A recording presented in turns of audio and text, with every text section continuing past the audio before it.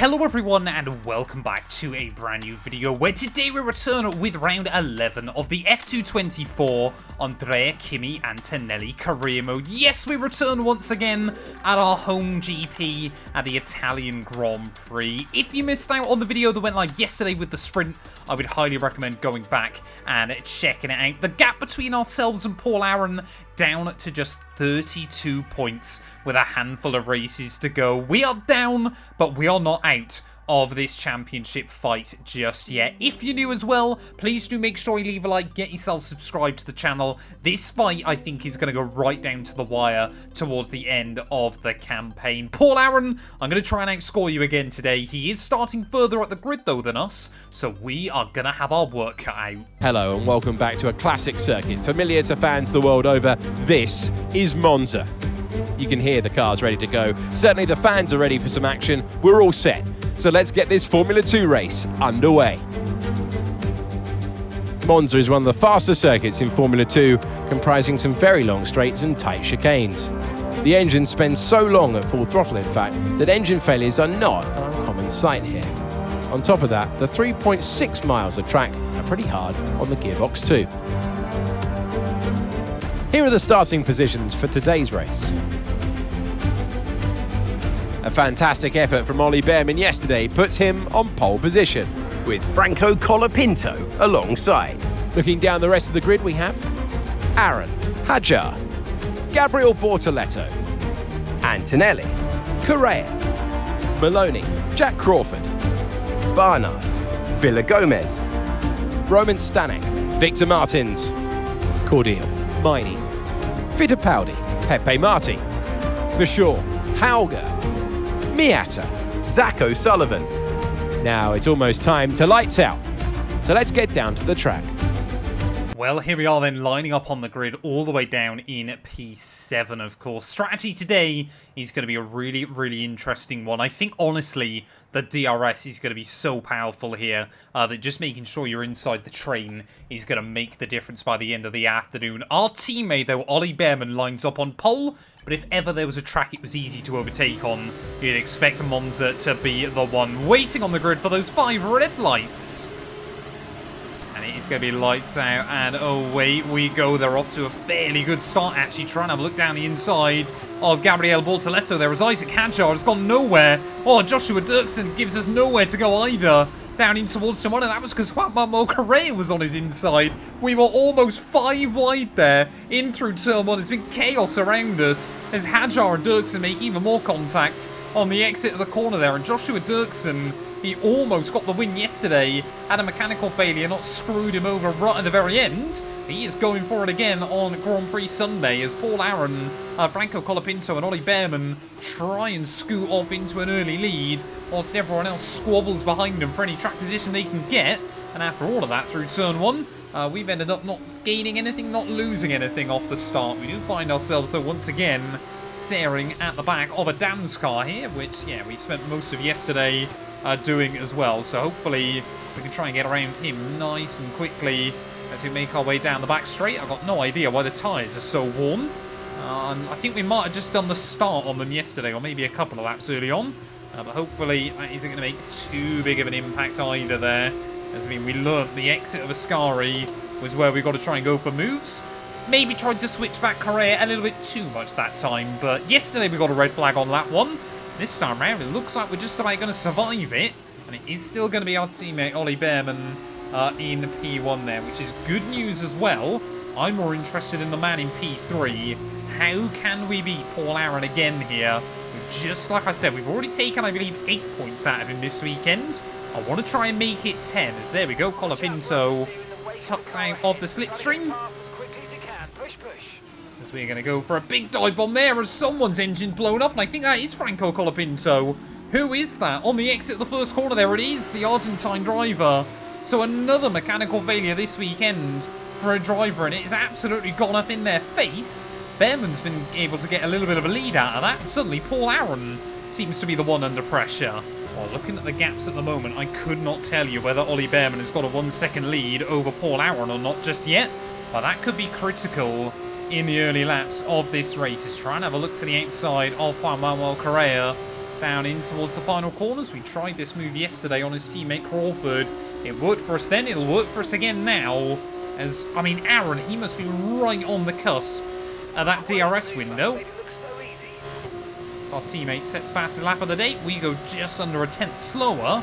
But yeah, end of lap 3. This is going to be the deciding one. Is Paul Aaron going to be able to attack?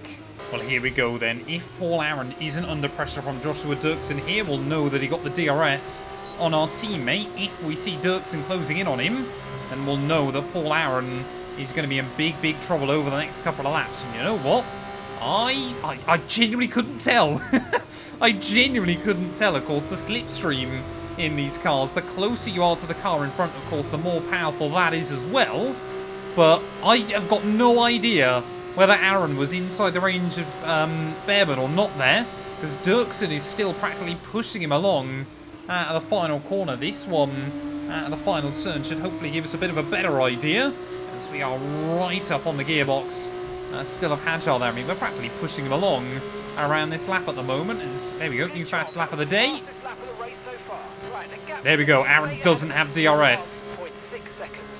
So Paul Aaron does not have the DRS there, and he's going to lose one spot to Dirksen in towards turn 1. Hajar, come on, mate. We're not out there to have a picnic, sir. We've got to try and get on with it, especially when our championship rival is under pressure at the front. Oh, Hajar there just had to lift out of the throttle, and we will react in time to get right the way around him through Curva Grande. It was a Grande move, I guess.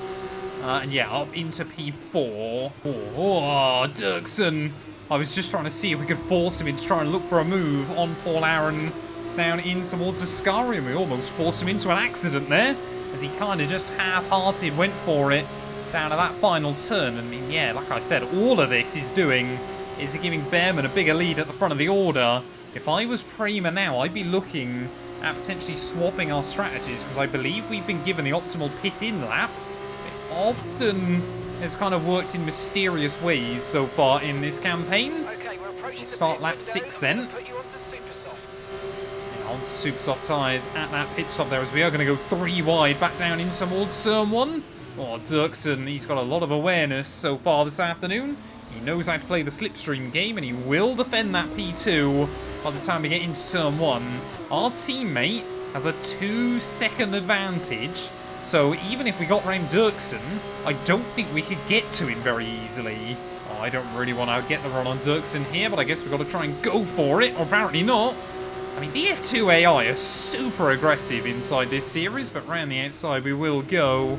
And up then into P2, so we have really carved our way through the order fairly quickly there. Not quite sure about that line on the exit of Ascari, but yeah, we're going to need a bit of a miracle if I want to close in on Ollie Behrman.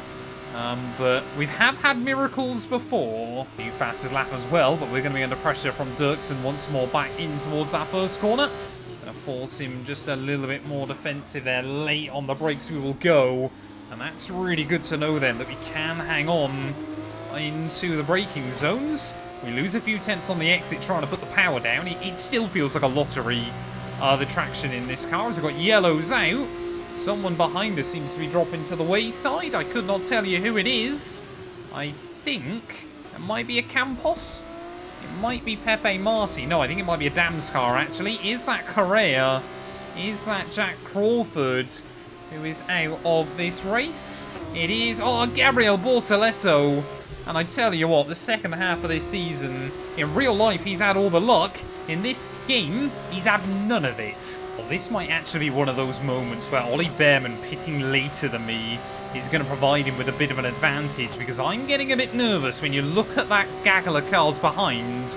Are we going to get held up in the pit lane by a few slower cars? I mean, the option is either we pit now, or we pit at the end of lap 9. I don't really want to have to utilise these medium tyres for a couple of laps when others will be on the softs, and annoyingly, we are only just going to be at the DRS as well of our teammate there. If I've got the DRS, then I'll stay out. If we haven't, then I'll box. I don't think we'll find out, annoyingly, before we get round to the start-finish line. So into the pit lane we will come then, make sure we get the car slowed down. Nice and tidy on pit lane entry there, as Jack Crawford, Rafael Villagomez both in behind me. So a lot of our other front runners willing to extend and go one lap further. Enzo Fittipaldi does a 1:34.0, but will we get held up in the pits? Yes, we will. No, we won't. Well, that's a very illegal pit lane exit, but I guess we'll get away with it then, and that's going to cost us a lot less time than I ever assumed it would. We are going to have to suffer, though, this outlap without any DRS assistance. But if we can just claim a couple of tenths out of our teammate Ollie Behrman, then surely we'll be in the DRS for the second half of this race. Ollie Behrman in the pit lane there, but purple through Sector 2. We are flying along. Now we've got these super soft tyres up to temperature as well, and you can see the gap to Vershaw and Fittipaldi up the road is, yeah, really coming down at the moment. Rafael Villagomez might be in a pretty good spot as well. I don't think we'll have done enough to get the jump on our teammate immediately, but even if we've just taken a couple more tenths out of him, that could be super useful in potentially trying to get the first clean sweep of the season. Purple Sector 2, Purple Sector 3. Where is Ollie Behrman? He's been held up! And suddenly now we are up into the lead of the race. We've got a huge undercut on our teammate, and questions will be raised by Ollie Behrman. Does he feel late on in the campaign that the team just aren't giving him a fair shot to fight? He's dropped all the way back down to Rafael Villagomez, and out of nowhere, we've got a 3-second lead.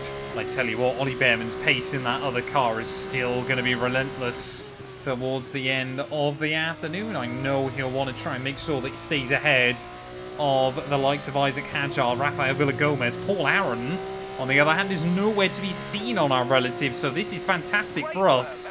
As a 32.3 new fastest lap of the race, Jack Crawford does a 32.1. Like I've said before so many times, those bonus points, they could be the difference maker by the end of the season. I tell you what, especially when the AI have got the DRS on each other, Isaac Hadjar might be about to storm to a 1:31 new fastest lap. We're barely a second away from what we were all doing in qualifying. This is relentless pace by everyone on the grid at the moment, as we'll make our way out of the final corner. We won't get that lap though. 32.3 is surely Hadjar. There we go, 31.6. Hadjar 7 tenths clear of me on that lap.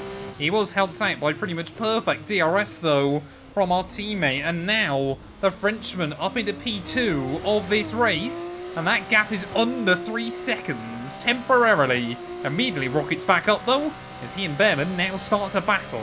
Well, this is what I was hoping would happen as well. 4 laps left of this race, and now that Hadjar and Behrman have kind of overlapping each other, now they're starting to cost each other a bit more time towards the end of the race. I don't believe we're going to be able to beat that lap time set by Isaac Hadjar, but hopefully we can try and get closer to it.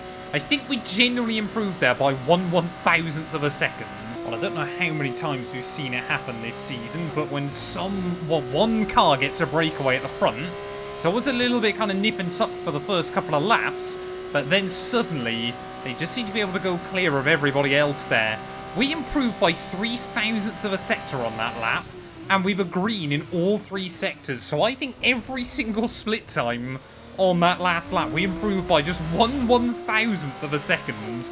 The lap times are pretty consistent towards the end of this. With just 3 to go, we are building up the gap over Isaac Hadjar, and hopefully, on home soil nonetheless, we are about to get the first clean sweep of the campaign. Well, for us, by the end of this race, it has been the perfect storm of conditions. And although I feel a little bit sorry for our teammate Ollie Behrman, it probably should have been him that had this big old lead at the front of the order. I can't help but think, you know, for our own championship, especially with Paul Aaron down the order in like 6th or 7th place, I think. This is absolutely perfect. And although we should have done the clean sweep back at Silverstone, just that speeding penalty really did cost us in the end. I think to get that sweep here at home of all places, we can be pretty happy with there, as Ollie Behrman trying to make moves right towards the end of this. He wants to get that second Prema car back on the podium once again, and I think he's only gone and done it against Isaac Hadjar here on the very last lap of the race. Maybe, just maybe, his championship hopes are down, but not out just yet there, as you can just see now, overstepping the car just a little bit on the last lap of this race. We've had a lot of fun today. The super soft tyres as well have done a really good job hanging on in there. They're much better than I ever thought they would, but making our way through the Lesmos for the final time. I'm sure Andrea Kimi Antonelli dreams of taking the win at his home race in 2025. Imagine if he did it for Ferrari at some point down the line as well. That would be very, very special. But through the final few corners of the Italian Grand Prix, this weekend has been exactly what we needed. Paul Aaron, you're pretty safe still at the top of the table, but it is not over until it's over. We are going to slash his margin down at the top of the table in a big way.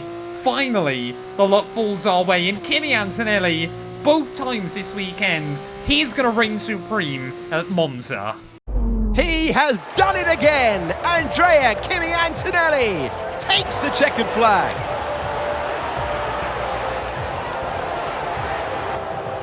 Are these just their couple of favourite racetracks? 3 wins in a row, good effort.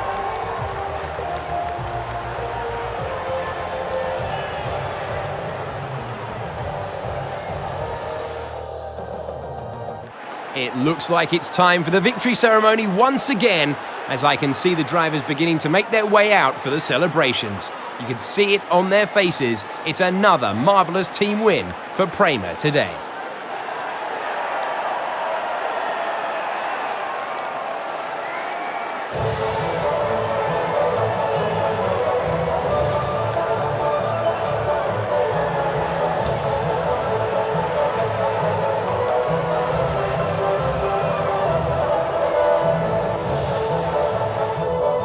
Well, there we go then. It wasn't quite the maximum points available, but only missing out on pole position and those 2 fastest laps there. I think we can be pretty happy with 35 points from the weekend in the end. We take the dub ahead of Rafael Villagomez. They're a big result for the Mexican. Ollie Behrman will make it a Prema double podium this weekend once more, ahead of Hadjar, Dirksen, Crawford, Maloney, Paul Aaron all the way down in 8th.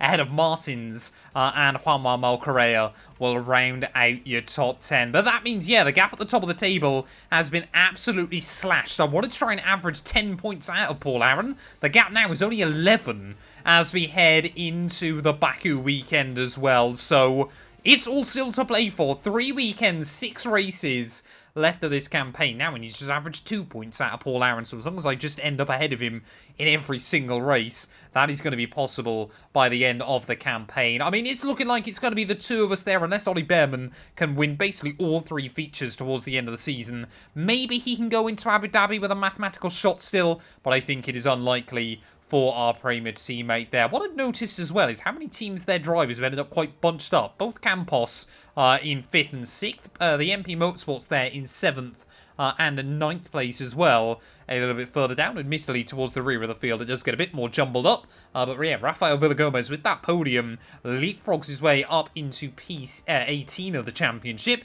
It means just Enzo Fittipaldi is the only driver yet to reach double digits. Constructors-wise as well, Prema, we have got an 84-point buffer now over High-Tech as well. So that one is looking really, really good. Campos still in 3rd. That result as well means Van Amersfoort are now up into double digits. That's their first podium of the year. I believe they were the only team yet to have scored one, but I could be wrong on that one. But thank you all so much for watching. If you have enjoyed, please do make sure to leave a like, get yourself subscribed, and we'll be back very soon when Formula 2 returns ready in Baku.